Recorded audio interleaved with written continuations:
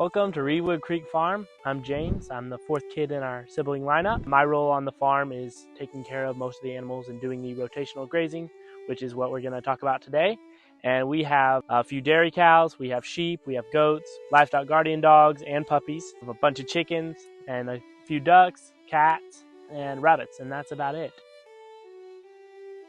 Rotational grazing is moving your animals in paddocks, whether that's once a day, once a week, but it is moving more than just setting them out into a pasture, letting them graze the entire pasture. And the reason you want to do that, it improves animal health, it improves soil health, pasture health, and plant health. Before we started rotational grazing, we had a bunch of goats and a few sheep. We had a whole lot of problems with, especially the goats, but some of the sheep getting parasites and getting sick from parasites or other sicknesses by not keeping them moving. We just give them an entire pasture, let them eat that for a while. In the process, it was hurting our animals and our pasture, whereas our pasture was degrading because we weren't moving. They were going through eating all the desirable stuff and not eating the undesirable stuff. Our flock was really struggling from the parasites, and we tried dewormers. Those would rarely work. Any kind of dewormer, herbal or conventional, it just kept getting worse and worse. And once I started learning from Greg Judy, Justin Rhodes, Grace the Shepherdess, Joel Salatin,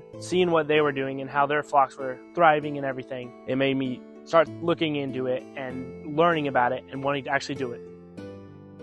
Rotational grazing improves soil health. It gives the grass time to regrow fully before you return to the same spot. So it's not overgrazed and it is not overly compacted by the animals being on it day in and day out, a whole pasture setting. And the animals will go through and pick up all the good stuff and not eat the bad stuff. They'll leave the less desirable stuff in the pasture to grow and thrive.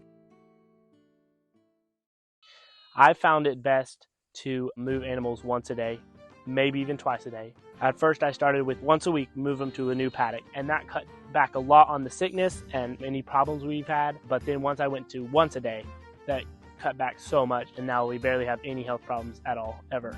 So it has improved animal health a whole lot by keeping them moving once a day.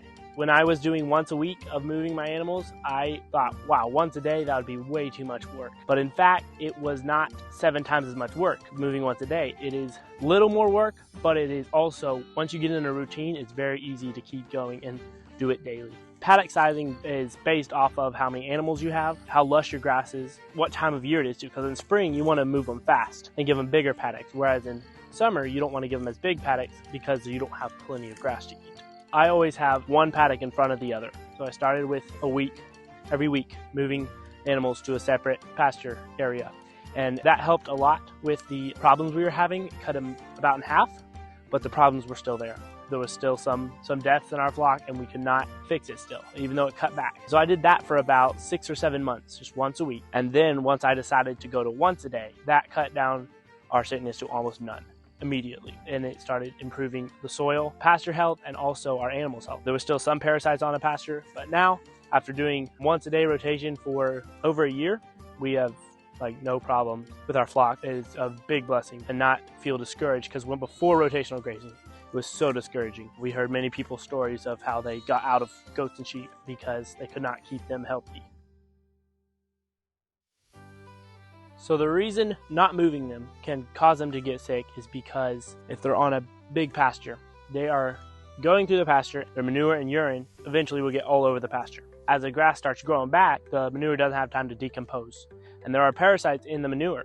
So if they're around their manure all the time, they're gonna eventually get parasites. The parasite eggs hatch, and then they crawl up onto grass, and when they eat the grass, they ingest the parasites, and it starts that cycle of the parasites again. Keeping them moving, you leave the manure behind, and you don't return for 45 to 60 days. In that time, the parasite eggs that hatch will die before they can get back to there. Keeping them moving leaves the parasites behind, and then the parasites don't have a host to live in.